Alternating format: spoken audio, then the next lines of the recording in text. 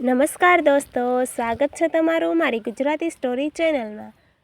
એગ્રોમાં બિયારણ લેવા જતા ખેડૂત સાથે બનેલ ઘટના। એક દિવસની વાત છે। આસો મહિનાની મીઠી ગુલાબી ઠંડીની શરૂઆત થઈ ચૂકી હતી। ચોમાસું હમણાં જ પૂરું થયું હતું અને શિયાળુ પાક એટલે કે રવિ સિઝનનું વાવેતર કરવાનો સમય આવી ગયો હતો।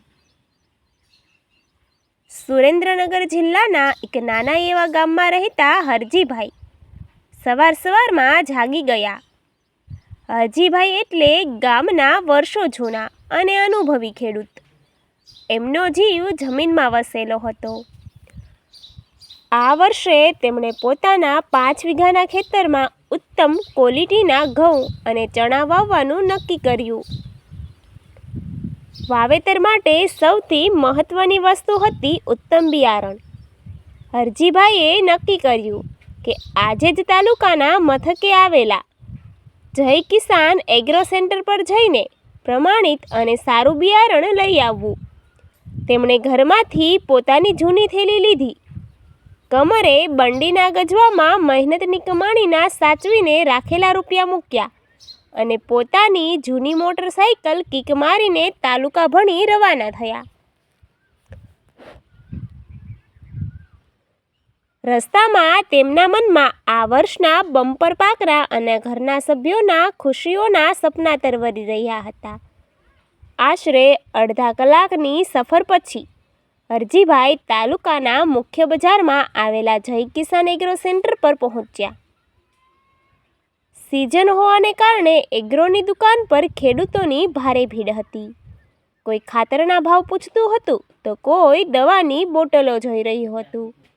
દુકાનના માલિક રમણભાઈ અને તેમનો નવો રાખેલો યુવાન સેલ્સમેન રાહુલ ગ્રાહકોને સંભાળવામાં ખૂબ જ વ્યસ્ત હતા। હરજીભાઈ શાંતિથી એક ખૂણામાં ઊભા રહીને પોતાની વારો આવવાની રાહ જોવા લાગ્યા।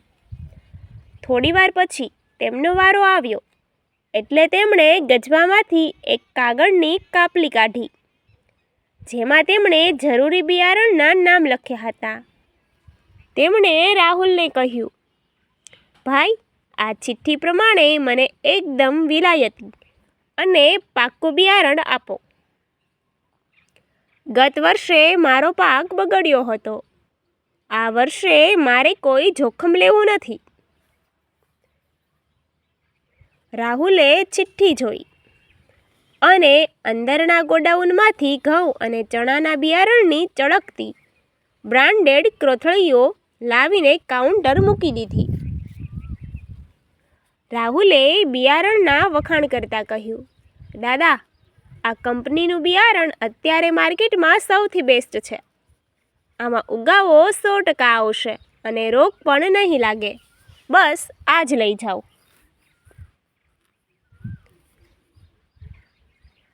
હરજીભાઈએ હસીને હા પાડી। રાહુલે બિલ બનાવ્યું, જે આશરે 12,000 રૂપિયા જેવું થયું હતું।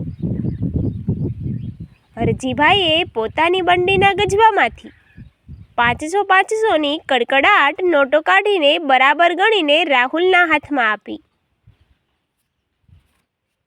રાહુલે રૂપિયા ગણીને કેશ બોક્સમાં મૂક્યા અને હરજીભાઈને બિલની નકલ આપી દીધી। હરજીભાઈએ બધી કોથળીઓ પોતાની મોટી થેલીમાં ભરી મોટરસાઇકલ પાછળ મજબૂત દોરીથી બાંધી અને ખુશ થતા પોતાના ગામ તરફ પાછા વળ્યા। ખેતરે પહોંચીને હરજીભાઈએ બિયારણની થેલીઓ ઓસરીમાં મૂકી અને તેમના મનમાં ભારે સંતોષ હતો કે સમયસર સારું બિયારણ મળી ગયું છે। બીજા દિવસે સવારે વહેલા ઉઠીને તેમણે વાવેતરની તૈયારીઓ શરૂ કરી।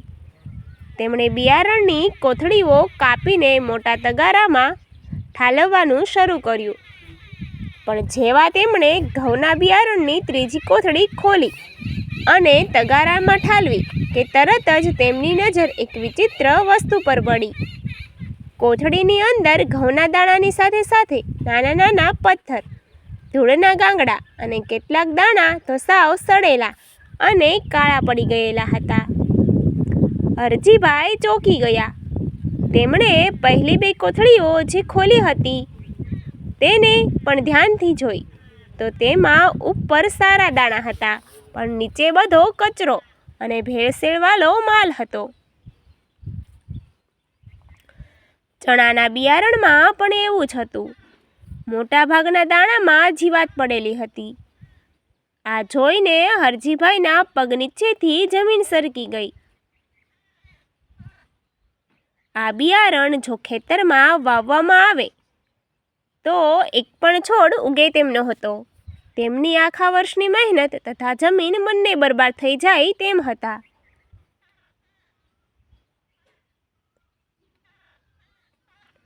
હરજીભાઈના કપાળે પરસેવો વળી ગયો. આ માત્ર પૈસાની નુકસાની નહોતી, પણ તેમના આખા પરિવારના ભવિષ્યનો સવાલ હતો. તેમણે તરત જ બિલ ગોત્યું અને મોટરસાઇકલ લઈને પાછા એગ્રો સેન્ટર તરફ દોડ્યા. તેમના મનમાં આક્રોશ અને ચિંતા બંને હતા. બપોરના સમયે તેઓ ફરીથી જય કિસાન એગ્રો સેન્ટર પર પહોંચ્યા. આ સમયે ભીડ થોડી ઓછી હતી.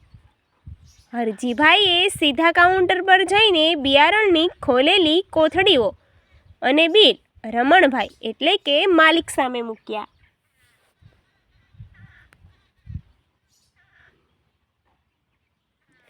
હરજીભાઈએ ધ્રુજતા અવાજે કહ્યું, રમણભાઈ, આ જુઓ, તમે મને કેવું બિયારણ આપ્યું છે. આમાં તો અડધો કચરો અને જીવાત છે. મારી આખી જિંદગી ખેતીમાં ગઈ છે. આવું ખરાબ બિયારણ મેં ક્યારેય જોયું નથી. મારા રૂપિયા મને પાછા આપો અથવા આ માલ બદલી આપો. ખેડૂતનો આક્રોશ જોઈને સેલ્સમેન રાહુલ તરત જ વચમાં બોલ્યો, અરે દાદા, તમે ઘરે જઈને આમાં કંઈક ગરબડ કરીએ લાગે છે. અમારી કંપનીનું બિયારણ એકદમ સીલબંધ હોય છે. તમે કોથળીઓ ખોલી નાખી છે. હવે આ માલ પાછો નહીં થાય અને અમે કોઈ ડુપ્લિકેટ માલ રાખતા જ નથી. રમણભાઈએ પણ ગ્રાહકોની સામે પોતાની પ્રતિષ્ઠા બગડતી જોઈને હરજીભાઈને શાંત પાડવાને બદલે રૂઆબ દેખાડવાનું શરૂ કર્યું. હરજીભાઈ, કંપનીના માલમાં અમારી કોઈ ગેરંટી ન હોય. અમે તો પાછળથી જેવું આવે એવું વેચશે. તમે સીલ તોડી નાખ્યું છે એટલે હવે કાયદાકીય રીતે આ વસ્તુ પાછી ન લેવાય. તમે ગમે ત્યાં જાઓ, આમાં હું કંઈ નહીં કરી શકું.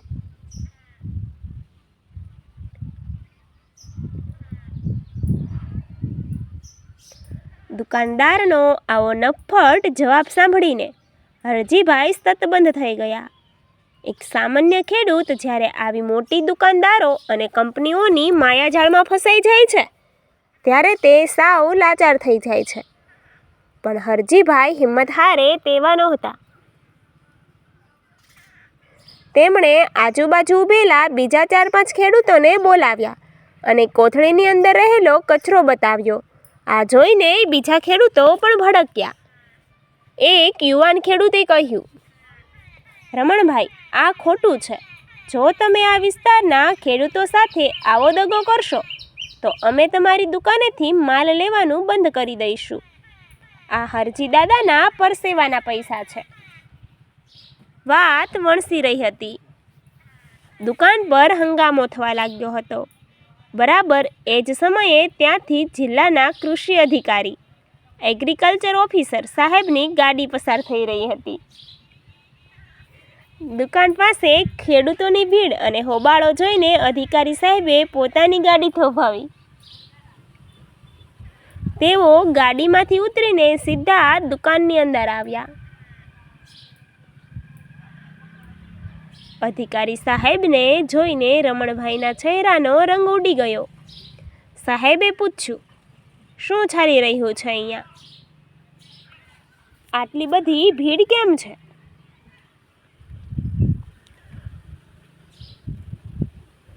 હરજીભાઈએ આગળ આવીને નમ્રતાપૂર્વક હાથ જોડ્યા અને આખી ઘટના વિગતવાર જણાવી. તેમણે બિયારણમાં રહેલી ભેળસેળ અને કચરો સાહેબને પ્રત્યક્ષ બતાવ્યા. કૃષિ અધિકારીએ દાણા હાથમાં લઈને જોયા. તેઓ અનુભવી રહ્યા હતા એટલે તરત જ સમજી ગયા કે આ બિયારણ નકલી છે અને બ્રાન્ડેડ કોથળીઓમાં સસ્તો ખરાબ માલ પેક કરીને ખેડૂતોને છેતરવામાં આવી રહ્યા છે.